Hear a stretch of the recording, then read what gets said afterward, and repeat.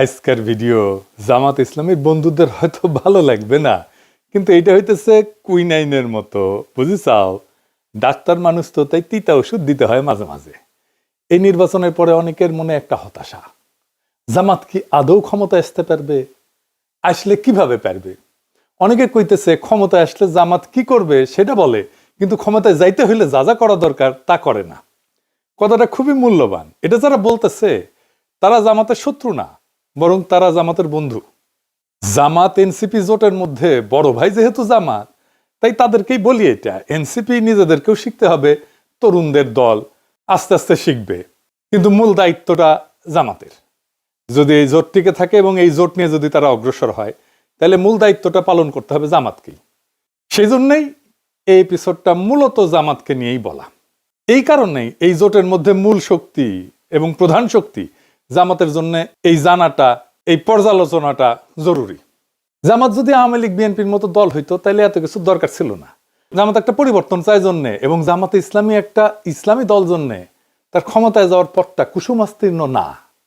আমি একটা ভিডিও করছিলাম ভোটের আগে, জামাতের কাফের সাগর আমির বলতেছি এই শিরোনামে, যে আমি কেন জামাত এনসিপি জোটকে সাপোর্ট করতেছি। আচ্ছা আপনাকে বলি, ধরেন আপনি নিজের বিবেক দিয়া বলেন তো, বাংলাদেশের সবচেয়ে বড় সমস্যা তো দুর্নীতি, লুটপাট, তাই না? কারা এটা থামাইতে সবচেয়ে বেশি কমিটেড? কার কমিটমেন্টে আস্থা রাখবেন? নিরপেক্ষভাবে বিবেককে কাজে লাগায় বলেন। বিএনপি একটা গভীরভাবে দুর্নীতিগ্রস্ত দল, চোর বাটপারে ভর্তি, 59% ক্যান্ডিডেট ঋণ খেলাপি, ব্যাংকে টাকা মারছে, আর কোনোদিন শোধ দিতে যেন না হয় তাই বিএনপির হয়ে ইলেকশন করছে। বিএনপির তার দলের চোর বাটপার ডাকাতদেরকে প্রোটেক্ট করতে হবে। জামাত এনসিপিতে কোনো দলের ভেতরে চোরকে প্রোটেক্ট করতে হবে না তো। এ লোকগুলো ভালো, সৎ, এনসিপির ছেলেরা তরুণ, এরাই হাসিনাকে হটাইলো, লড়াকু, আদর্শবাদী মানুষ, ভালোবাসে তাদেরকে। তো আপনি কারে সাপোর্ট করবেন? দেশের স্বার্থ যদি সবার আগে হয় তাহলে জামাত এনসিপি। জামাতের সংগঠন বিশাল, কি বিশাল বিশাল শোডাউন করলো, বেশিরভাগই শোডাউন হয়েছে বিএনপির চাইতে বড়। বাসে, ট্রেনে, লঞ্চে বাড়ি যাইতেছে, দাড়িপাল্লার স্লোগান দিয়ে দিয়া যাইতেছে। আবার শোনেন,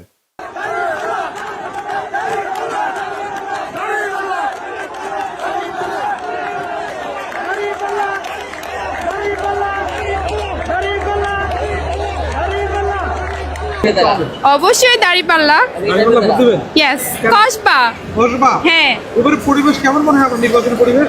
অনেক ভালো।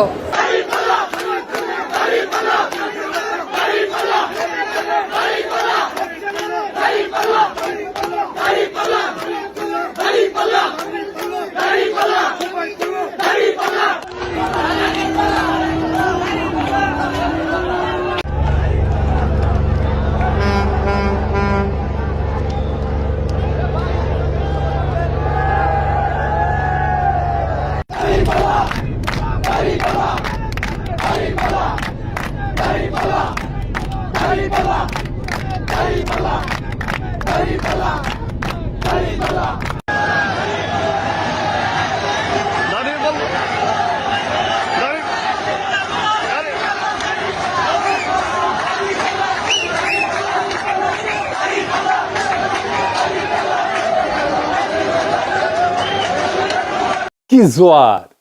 কিন্তু ইলেকশনে জিতলো বিএনপি, ক্ষমতায় বিএনপি। কেন কেন জামাত ক্ষমতায় যেতে পারলো না?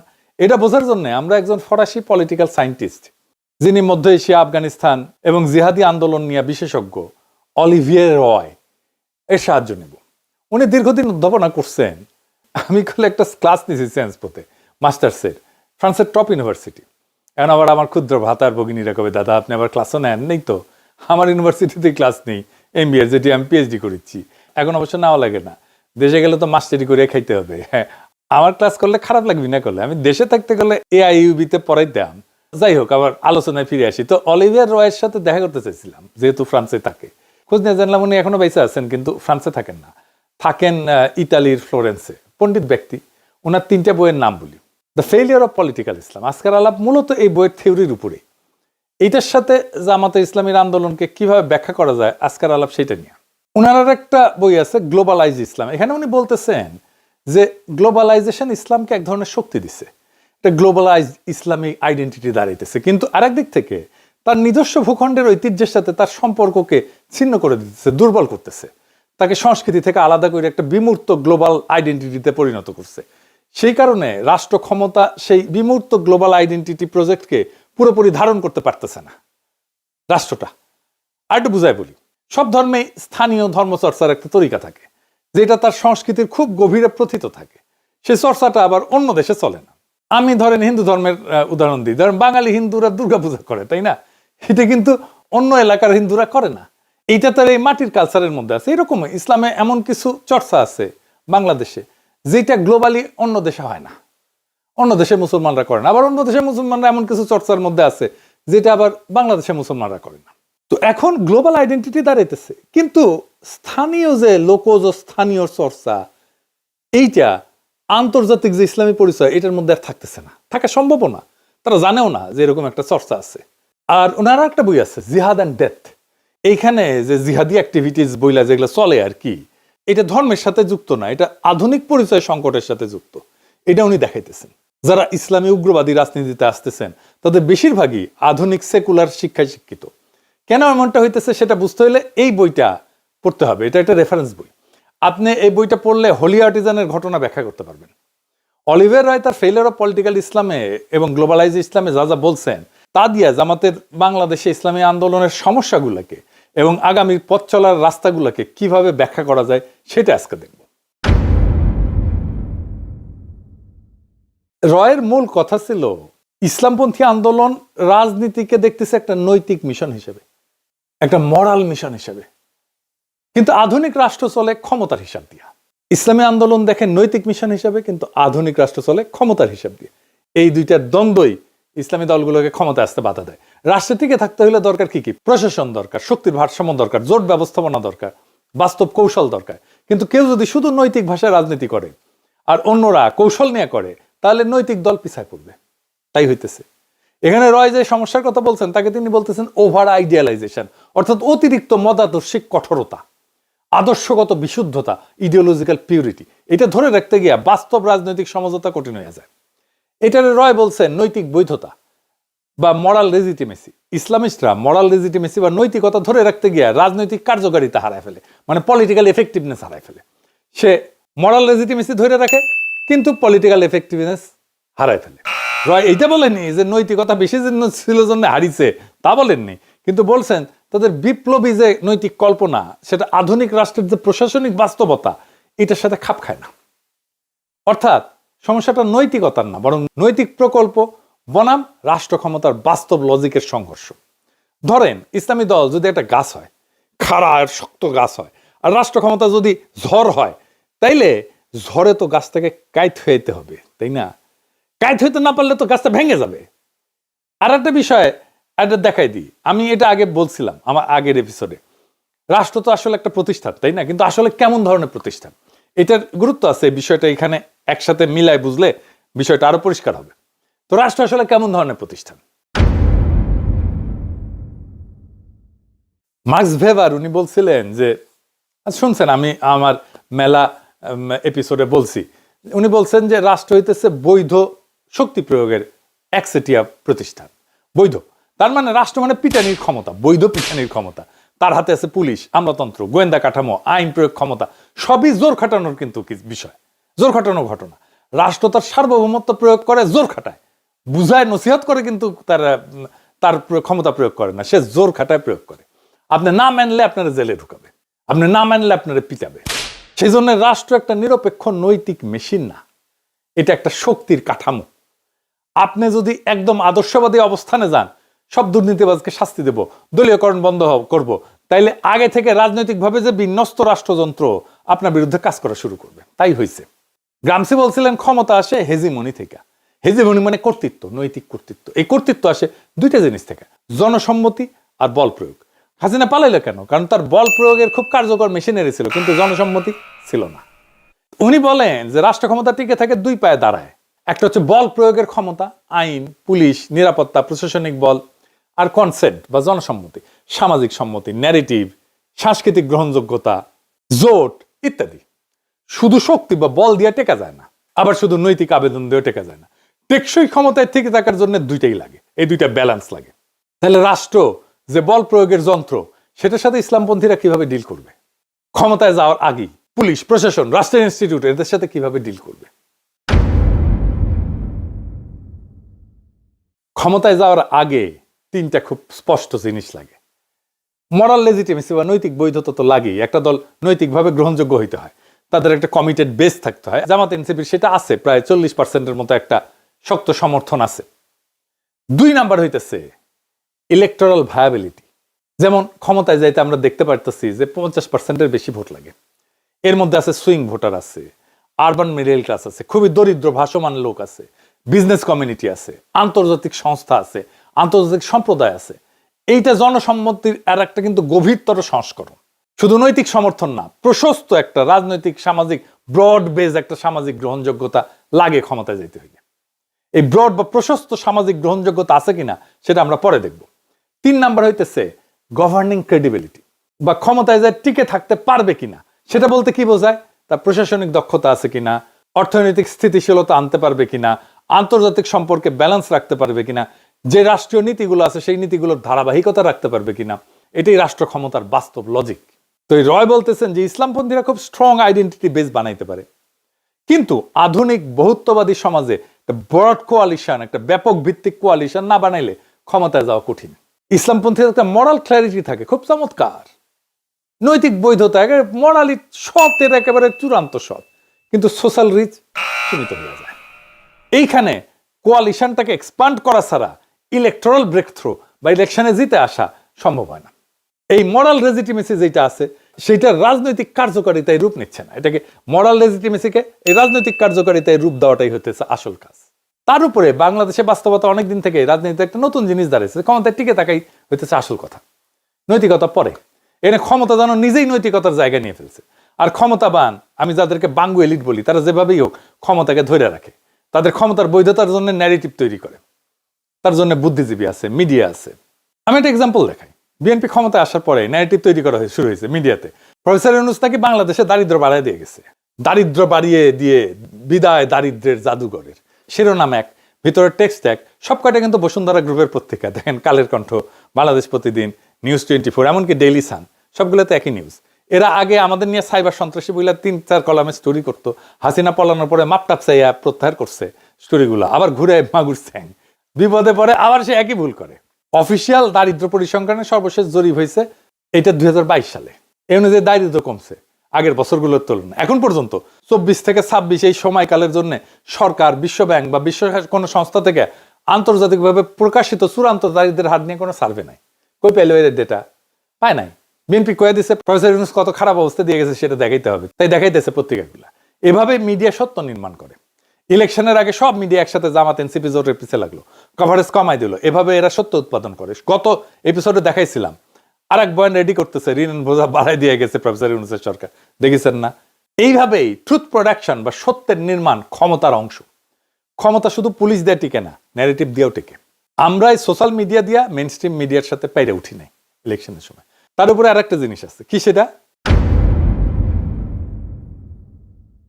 জামাত ক্ষমতায় আসবে শুনলে পুরো এস্টাবলিশমেন্ট, আমলাতন্ত্র, এলিট, এরা যে বন্দোবস্ত চলে কাইপা ওঠে একেবারে। আসল কারণ হইতেছে যে এরা তো এমন একটা সিস্টেম গড়ে তুলছে যেখানে চেয়ার টেবিল পর্যন্ত ঘুষ খায়। জামাত ক্ষমতায় আসলে তো ঘুষ খাওয়া বন্ধ হয়ে যাবে। দেখেন নুরুল কবির কি বলে, বিএনপি কে নাকি নাকে রুমাল চাইপে ভোট দিচ্ছে জামাত ইসলাম থেকে বাঁচার জন্য। শুনেন আগে। এই দেশের বহু মানুষ নাকে রুমাল দিয়ে বিএনপিকে ভোট দিয়েছে। নাকে রুমাল দিয়ে কেন? ওই ধানের শীষ দেখলে তার চাঁদাবাজির দুর্গন্ধ তার নাকে আসে। এই নাকে রুমাল দিয়ে দিয়েছে জামাত ইসলামের হাত থেকে বাঁচবার জন্য। শুনেছেন? আমি যদি ধরেও নি 1971-এ জামাত ইসলামের ভূমিকার জন্য ভোট দেয় নাই, তাহলে তো 1971-এ যার জন্ম হয় নাই তারও বয়স আজকে 56 বছর, তাই না? সে জামাতের কি দেখে, কি থেকে ব্যস্তে নাকে রুমাল চেপে বিএনপিকে ভোট দিল? জামাত থেকে ব্যস্ত চায় কারণ তারা মনে করে যে জামাত আসলে ঘুষ বন্ধ হয়ে যাবে, দুর্নীতি বন্ধ হয়ে যাবে। এটা তো বলতে পারে না। বলে নারীদের বন্দি করবে, দেশকে পিছনের দিকে টেনে নিয়ে যাবে, দেশকে আফগানিস্তান বানাবে। আর নুরুল কবির মনে করে সন্ধ্যা গেলে ঢাকা ক্লাবে গিয়ে মাল টানতে পারবে না, ওটা বন্ধ হয়ে যাবে। নুরুল কবির যে কইছে জামাতের হাত থেকে বাঁচার জন্য বিএনপিকে ভোট দিছে, জামাত করবে এটা কি যেটা দেখে ভয় পাইছে নুরুল কবিরেরা? আমি তো আর কিছু দেখি না যে মদ খেতে না পারা ছাড়া। বাংলাদেশে সৎ মানুষ হইলে, নৈতিক হইলে খুব সমস্যা, খুবই সমস্যা। আমি একটা প্র্যাকটিক্যাল এক্সাম্পল দিই। আমার পেশা থেকে। আপনি যদি সৎ প্র্যাকটিসিং ডাক্তার হন, আপনাকে একটা দুর্নীতিগ্রস্ত চক্রের মধ্যে ঢুকতেই হবে, এর মধ্যে ঢুকে যেতে হবে। আপনি প্র্যাকটিসই করতে পারবেন না এর মধ্যে না ঢুকলেন। আপনি সৎ থাকতে চাইবেন, পারবেন না, পারবেনই না, একেবারেই পারবেন না। রুগী পাবেন না, রুগী যায় যেখান থেকে, ওই যে ফ্রন্ট ডেস্ক, ওইখানে আপনার অ্যাপয়েন্টমেন্টই না হবে না, বলা হবে আপনি দেশে নাই, আজকে আসবেন না, অসুস্থ, আরো নানা কথা ঘুরে বেড়াবে বাতাসে, বলা হবে আপনি ইমার্জেন্সি টাইমে পাওয়া যায় না, আপনারে ফোন করলে আপনি ধরেন না, আপনি রুগীর সাথে খারাপ ব্যবহার করেন, আপনি রুগী মেরে ফেলেন, আপনি সিজার করতে যায় বাচ্চার পাচ্চা কেটে ফেলেন, আপনার চাকরি চলে যায় অবস্থা। আসেন কয়েকদিন, দেখেন কয়দিন থাকে, এই তো সেদিন ওটির টেবিলে একটা রুগী মারা গেল, আপনি শেষ। আপনার মেধা দিয়ে কি করবেন? আপনার ক্লিনিক্যাল স্কিল দিয়ে কি করবেন? আপনি তো ফেল ওই গেটকিপারের কাছে। এটা হইল শাখের কড়া, যাইতেও কাটবে, আসতেও কাটবে। এই নৈতিকতা। নৈতিক থাকলে টিকবেন না, করাপ্ট হলে টিকবেন, কিন্তু নৈতিক থাকতে পারলেন না। তো মরালের লেজিটিমেসি বা নৈতিক বৈধতা ধরে রাখতে গিয়া রাজনৈতিক কার্যকারিতা যে হারায় ফেলতেছে, এইটার সমাধানটা কি? আবার করাপশনকে গ্রহণ করলে তো মরাল লেজিটিমেসি, নৈতিক বৈধতা হারায় চলে যায়। এই দ্বন্দ্বটাই হইতেছে একটা স্ট্রাকচারাল কনফ্লিক্ট। সমস্যাটা শুধু ইসলামপন্থীদের না, আমার মতো টাইপের বামেরা আসলেও একই সমস্যা পড়বে। সমস্যা হলো বাংলাদেশের রাষ্ট্র ব্যবস্থা এমনভাবে গড়ে উঠছে, সেখানে ক্ষমতা টিকায় রাখা সবচেয়ে বড় লজিক। এই পরিবেশে যে দলই আসুক, শুধু নৈতিক হইলে টিকবে না, শুধু ক্ষমতা খেলা নামলে নৈতিকতা হারায় ফেলবে। অর্থাৎ নৈতিক রাজনীতি এবং রাষ্ট্র ক্ষমতার বাস্তব লজিকের মধ্যে একটা সংঘাত হবে। তো ক্ষমতার বাস্তব লজিক বলতে কি বোঝায় আসলে আরেকটু বুঝে দেখি। মানে রাষ্ট্র যেভাবে বাস্তবে কাজ করে, ক্ষমতা যেভাবে টিকে থাকে এবং শাসন যেভাবে পরিচালিত হয়, সেই কাঠামোগত নিয়মগুলো একটা নৈতিকতা বা আদর্শের বাইরে যায় কাজ করে। এটার সাথে নৈতিকতার কোনো সম্পর্ক নাই। এটা ব্যক্তিগত নৈতিকতার প্রশ্ন না, এটা সিস্টেমের লজিক। তাত্ত্বিকভাবে রাষ্ট্রের কাজ হইতেছে ন্যায় বিচার, জনকল্যাণ, নাগরিকের অধিকার রক্ষা করে, কিন্তু বাস্তবে অনেক রাষ্ট্র সবচেয়ে বড় লক্ষ্য হয়ে যায় ক্ষমতা ধরে রাখা। এর মানে বিরোধীকে দুর্বল করা, প্রশাসনের নিয়ন্ত্রণ রাখা, আইনকে রাজনৈতিকভাবে ব্যবহার করা, নিরাপত্তা কাঠামো নিজের অনুগত রাখা, এটাই ক্ষমতা টিকায় রাখার লজিক। আপনি যদি পুরাপুরি নৈতিক অবস্থানে থেকে বলেন সব দুর্নীতিকে আমি শূন্য করে দেবো, সব দুর্নীতিবাজকে শাস্তি দেবো, দলীয়করণ বন্ধ করব, রাষ্ট্রযন্ত্র নিরপেক্ষ করব, তাহলে কি সমস্যা হয়? তখন সমস্যা যেটা হয় তা হইতেছে রাষ্ট্রযন্ত্র আগে থেকে রাজনৈতিকভাবে বিন্যস্ত থাকে। কিন্তু আমাদের মতো অনুন্নত দেশে যেখানে রাষ্ট্রীয় প্রতিষ্ঠান দাঁড়ায় নাই, তারা একটা সিস্টেম করে নেয় ক্ষমতা চালানোর জন্য, যেটারে বলে বন্দোবস্ত। ওই বন্দোবস্তের সাথে আপনি কিভাবে ডিল করবেন, আপনি কতটুকু ভাঙবেন, ভাঙলে বেনিফিশিয়ারিরা বেনিফিশিয়ারিরা কি ছিটকে পড়বে? যারা ছিটকে পড়বে তাদের কি হবে? আপনি কি দুর্নীতি একদম শূন্য করে ফেলবেন? সরকারি কর্মচারীদের সংসার চলবে? তাহলে এটা তো ভয় পেয়ে যাবে, ভয় পেয়ে উল্টাপাল্টা বকা শুরু করবে, নারীদের বন্দি করবে, আফগানিস্তান বানায় ফেলবে, আমেরিকা স্যাংশন দেবে। হালা কয় না যে আমার তো ঘুষ খাওয়া বন্ধ হয়ে যাবে। তো তাই আপনি একদম যদি আদর্শবাদী হন, রাষ্ট্রযন্ত্র আপনার বিরুদ্ধে কাজ করা শুরু করবে। তাই করে। এইটাই সায়েন্স, এটাই কনফ্লিক্ট, এটাই সংঘাত, এইটারে আপনাকে ডিল করতে হবে। তাহলে এটা ভাঙতে হলে কি করা দরকার? এটাকে ভাঙতে হলে নৈতিকতা এবং দক্ষতার সম্পর্ক নতুনভাবে নির্মাণ করতে হবে। 1 নাম্বার, আপনার মরাল ইন্টেন্ট বা মরাল লক্ষ্য, মরাল ইচ্ছা, নৈতিক ইচ্ছাটা ইনস্টিটিউশনাল কমিটমেন্ট দেখাইতে হবে। আমরা ভালো, এটা কাজ করবে না, বরং বলতে হবে আমরা সংবিধান মানবো, আমরা নির্বাচনী প্রক্রিয়া বদলাইতে চাইলে আইনি পথে বাধা দেব, আমরা ক্ষমতায় গেলে কোনো প্রতিষ্ঠান স্পর্শ করব না, এইটা আমরা লিখিতভাবে বলতেছি। অর্থাৎ ইচ্ছা না, কাঠামোগত প্রতিশ্রুতি দিতে হবে। আমরা মরাল পুলিশিং করব না, আমরা জাতির সমৃদ্ধি বাড়াবো এমনভাবে যেন কাউকে হারাম উপার্জনের খাবার সন্তানের মুখে তুলে দিতে না হয়। আমরা ক্ষমতায় এসে কারো পেটে লাথি মারবো না, নিজের সম্পদের জন্য যেন নিজের গ্লানি সইতে না হয়, এই ব্যবস্থা আমরা করব। আমরা ধরবো শীর্ষ দুর্নীতিবাজদেরকে, এক্সাম্পল তৈরি করবে এমন ইস্যুগুলাই ধরবো। আমরা এস আলমরে ধরবো, আমরা আদানিরে ধরবো, আমরা সালমান এফ রহমানের ধরবো। 2 নাম্বার, আমার কর্মসূচি এটা কোনো গোপন বিষয় না, এটা প্রেডিক্টেবল হবে, মানুষ আগে থেকে জানবে সরকার কি করতে যাচ্ছে। লিখিত নীতিপত্র থাকতে হবে, প্রকাশ্য অর্থনৈতিক পরিকল্পনা থাকতে হবে, সংখ্যালঘু নারীর অধিকার বিষয়ে স্পষ্ট চার্টার করে, অবস্থান চার্টার করে। আমি বলছিলাম নারী চার্টার লিখতে, সংখ্যালঘু চার্টার লিখতে। জামাত বলে আমরা তো সংখ্যালঘু বলি না। তো যাই বলেন, তাইলে তো একটা বলতে হবে যে হিন্দু সম্প্রদায়ের সাথে আপনি কিভাবে ডিল করবেন, পার্বত্য চট্টগ্রামের লোকদের সাথে আপনি কিভাবে ডিল করবেন। কমই ঘটনার একটা বড় অংশের মধ্যে একটা সন্দেহ আছে জামাতকে নিয়ে। হেফাজতের আমির তো জামাতকে ভোট দিতেই না করছেন, এটা তো জামাতকে ডিল করতে হবে, আশ্বস্ত করতে হবে কমই ঘটনাকে তাদের কমই পলিসি নিয়ে। ক্ষমতায় গেলে প্রথম 100 দিন কি করবেন, 200 দিন কি করবেন, 300 দিন কি করবেন, এটা রূপরেখা দেওয়া গেলে অস্পষ্টতা থাকে না, অস্পষ্টতা থেকে সন্দেহ আসে। যদি প্রেডিক্টেবল হন, স্পষ্ট হয় আপনার, তাহলে আস্থা আসে। এরপরের বিষয় যেটা হইতেছে সেটা ভিকটিম ন্যারেটিভ থেকে বের হইতে হবে। সবসময় যদি আপনি বলেন আমাদের মারছে, আমরা মারা খাইতেছি, এটা সত্য হইলেও রাজনৈতিকভাবে দুর্বলতার বার্তা দেয়। মানুষ এমন কাউকে নেতা মানে না যারা নিজেদেরকে রক্ষা করতে পারে না। মানুষ হ্যাডোমালা লোকদেরকে নেতা মানে। আপনি সমবেদনা পাবেন, আহা উহু করবে, মেলা কিছু বলবে, কিন্তু ছাপ্পা মারবে যে ধানের শীষে, বলে আরে দূর, ওদেরকে তো ভোট দিলে ওরা রাখতেই পারে না, ওদেরকে তো মাইরা ছাপা করে দেয়। এর বদলে নিজেদেরকে বিকল্প শাসক হিসেবে, শক্তিশালী শাসক হিসেবে উপস্থাপন করেন, রাজপথে নিজের শক্তির জানান দেন। রাজনৈতিক কর্মসূচি থামাইবেন না, রমজানও আপনি থামাবেন না, রমজানও আপনার কর্মসূচি চালাইতে পারেন। এই কাজটা এনসিপি জামাত উভয় করতে পারে। ইফতার পার্টি করবেন, ডাক দিবেন সবাইকে, সবাই ইফতারি নিয়ে আসবে আপনার এলাকায়। আপনি অ্যারেঞ্জমেন্ট করবেন খাওয়ার জায়গার, নামাজের জায়গার, পানির আর জিলাপির, সবাই ইফতারি নিয়ে আসবে, আপনার ওখানে বসবে, আপনি জিলাপি দেবেন, পানি দেবেন, খাওয়ার জায়গা দেবেন আর নামাজের জায়গা দেবেন। বাকি খাবার সবাই সাথে নিয়ে আসবে, একসাথে ইফতার করবেন এলাকায় এলাকায় যাইয়া। ব্যাপক এবং বিপুল জনসংযোগের কাজ হবে।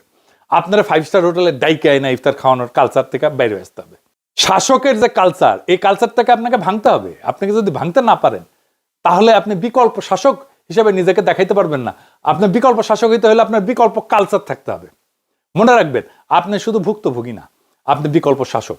তবে সব নির্যাতনের ডকুমেন্টেশন রাখবেন, মামলা করবেন, ভিকটিমের বাসায় যাবেন, কোনো ভিকটিম যেন না থাকে যার বাসায় আপনি যান নাই। 4 নাম্বার, সংঘর্ষ না, কম্পিটেন্স দিয়ে শক্তি দেখাবেন। ক্ষমতার লজিককে হারাইতে হইলে সহিংস বা আবেগী প্রতিক্রিয়া না, প্রমাণ করতে হবে আপনি সংগঠিত। আপনার প্রশাসন বোঝেন, আপনি অর্থনীতি বোঝেন, আপনি আন্তর্জাতিক সম্পর্ক বোঝেন, আপনি কূটনীতি বোঝেন, এমনকি আন্ডারওয়ার্ল্ডও বোঝেন। আপনার কোয়ালিশনকে ব্যাপক করতে হবে। আমি কয়েকদিন আগের এপিসোডে দেখাইছিলাম গণসংগঠন করার কথা, নারীদের সংগঠন করার কথা, সেটার কাজে হাত দেন। কোয়ালিশনকে ব্যাপক করার মানে এই না যে আপনি রাজনৈতিক দলের কোয়ালিশন করবেন, অনেকগুলো রাজনৈতিক দল আনবেন। আপনাকে নানা সোশ্যাল ক্লাসের সাথে কোয়ালিশন করতে হবে। নুরুল কবিরের সাথে বিএনপির কোয়ালিশন আছে তো, শহীদুল আলমের সাথে বিএনপির কোয়ালিশন আছে তো। আপনাকে এই লেভেলে কাজ করতে হবে তো। আমি ডাকসুকে একটা পরামর্শ দিচ্ছিলাম যে সাবেক ডাকসুর যত ভিপিজিএস আছে তাদের সাথে দেখা করো, তাদের পরামর্শ নাও, কে কোন দলে আছে ওইটা দেখো না। দেখা করতে না চাইলে সেটা ভিন্ন আলাপ, কিন্তু তোমাদের তরফ থেকে দেখা করো। দেখলাম মাহমুদুর রহমান মান্নার সাথে যে দেখা করছে, মান্না ভাই তো উচ্ছ্বসিত হয়ে প্রশংসা করছে, করারই কথা। তারপরে আর কারো কাছে গেছে কিনা জানি না, গেলে তো নিউজ হইতো। আপনার আশেপাশে সিভিল সোসাইটির একটা স্ট্রেংথ দাঁড় করান।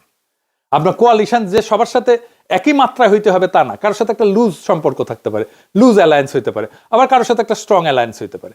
আপনি তো 35.8% ভোট পাইছেন, ইঞ্জিনিয়ারিং করে বাদ দিলেও তো এইটুকু পাইছেন, এটা বিশাল অঙ্ক। আপনি তো আগামীর ক্ষমতা, আপনাকে কেউ উপেক্ষা করতে পারবে না। তারা জানে আজ হোক কাল হোক আপনি ক্ষমতা আসবেন, আপনার শত্রুও জানে। রমজানে তো বেড়াছাড়া করে ফেলছে, জিনিসপত্রের দাম আকাশ ছুঁইছে। হাসিনার আমলে চাইতে দাম বেড়ে গেছে জিনিসের, সামান্য লেবুর সিন্ডিকেট ভাঙতে পারতেছে না, ধাই ধাই করে বাড়তেছে জিনিসপত্রের দাম। প্রফেসর ইউনূস কিন্তু কমায় আনছিলেন জিনিসপত্রের দাম। আমি আপনাদের 2টা ভিডিও দেখাই, এক বৃদ্ধার, দেখেন আগে। সোয়াবিন তেল 1 কেজি তেল 200 টাকা, 250 টাকা।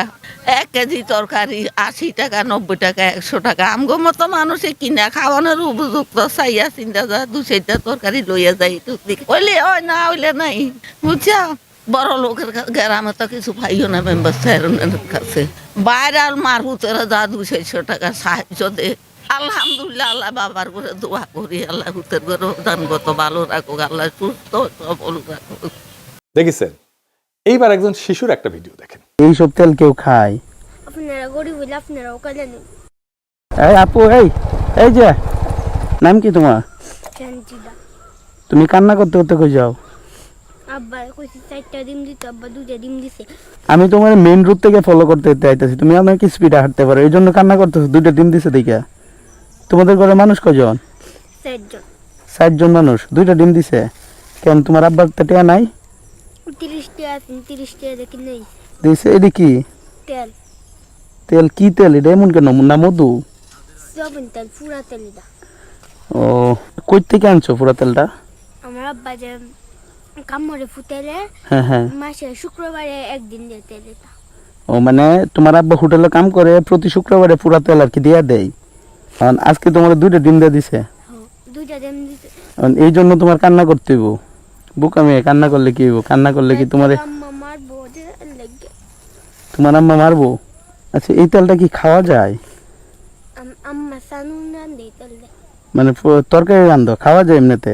হ্যাঁ। তো এইসব তেল কেউ খায়? আপনারা গরিব হইলে আপনারাও কালে নেন। দেখছেন, বাবা হোটেলে কাজ করে, সেখান থেকে পোড়া তেল যেটা আসলে ফেলে দেওয়ার জন্য, সেইটা এই বাচ্চাটা নিয়ে আসে বাসায়, তরকারি রান্না করা হবে। এই রাষ্ট্র কখনো দরিদ্রদের সহায় হয় নাই, কখনো এদের কথা ভাবে নাই। ভাবলে এতদিন পরে নিদারুণ দারিদ্র থাকার কথা না। মানে রাষ্ট্র যদি দুর্বল আর দুস্থদের পাশে দাঁড়াইতেই না পারে, তাহলে ওই রাষ্ট্র থেকে লাভটা কি বলেন? এই বৃদ্ধা এই বাচ্চাটার জন্য আমাদের লড়াই জারি রাখতে হবে, কারণ এই মানুষগুলোর জীবনের সংকট বিএনপি সরকার দূর করতে পারবেই না, বাড়াইবে আর বহু গুণে বাড়াবে। আজ প্রশ্ন একটাই, এই রাষ্ট্র কার জন্য? ঢাকা ক্লাবের বারান্দায় বসে যারা ক্ষমতার গল্প লেখে মদ খায় তাদের জন্য, নাকি সেই বৃদ্ধার জন্য যার হাতে থালা আছে কিন্তু থালায় খাবার নাই, নাকি সেই শিশুর জন্য যে হোটেলে ফেলে দেওয়া পোড়া তেল নিয়ে আসে বাসায় কারণ তার মা রান্না করবে কিছু একটা? যেভাবেই হোক, এই রাষ্ট্র কি তাদের নাকি শুধু বন্দোবস্তের? সেই বন্দোবস্ত যে বন্দোবস্ত এতদিন ধরে চলে আসছে। আমরা রাজনীতি করতেছি তো ক্ষমতার জন্য না, আমরা রাজনীতি করতেছি মর্যাদার জন্য, ওই মানুষগুলোর জন্য। কিন্তু মনে রেখেন, মর্যাদা ভিক্ষা করে পাওয়া যায় না, মর্যাদা সংগঠিত শক্তি দিয়ে অর্জন করে নিতে হয়। আমরা শুধু ভালো মানুষ হলে চলবে না, আমাদের প্রমাণ করতে হবে আমরা শাসন করতে পারি, আমরা অর্থনীতি বুঝি, আমরা রাষ্ট্র বুঝি, আমরা ন্যায় বুঝি, আমরা ইনসাফ বুঝি, আমরা ভয় পাই না। যেদিন মানুষ দেখবে এই শক্তি নৈতিক, দক্ষ এবং স্থির, সেদিন এই বন্দোবস্ত কাইপা যাবে, কারণ তখন মানুষজন আরো ব্যাপকভাবে আমাদের পিছিয়ে এসে দাঁড়াবে। আজ যারা ভয় দেখায়, যারা ন্যারেটিভ বানায়, তারা জানে সময় বদলাইতেছে, বদলাই গেছে অলরেডি। এই লড়াই তো কারো বিরুদ্ধে না, এই লড়াই ওই বৃদ্ধার পক্ষে, এই লড়াই ওই শিশুটার পক্ষে, সেই শ্রমিকের পক্ষে, সেই দরিদ্রের পক্ষে যার ঘামে দেশ চলে কিন্তু যার ঘরে আলো জ্বলে না। তাই লড়াই থামবে না, সংগঠন থামবে না, আত্মবিশ্বাস ভাঙবে না, কারণ আমরা শুধু বিরোধী না, আমরাই আগামীর শাসক, আমরাই আগামীর রাষ্ট্র ক্ষমতা, আমরাই আগামীর শাসক হওয়ার প্রস্তুতিতে আছি, আমরাই আগামীর রাষ্ট্র ক্ষমতার ধারক এবং বাহক। ইনকিলাব জিন্দাবাদ, আজাদি জিন্দাবাদ।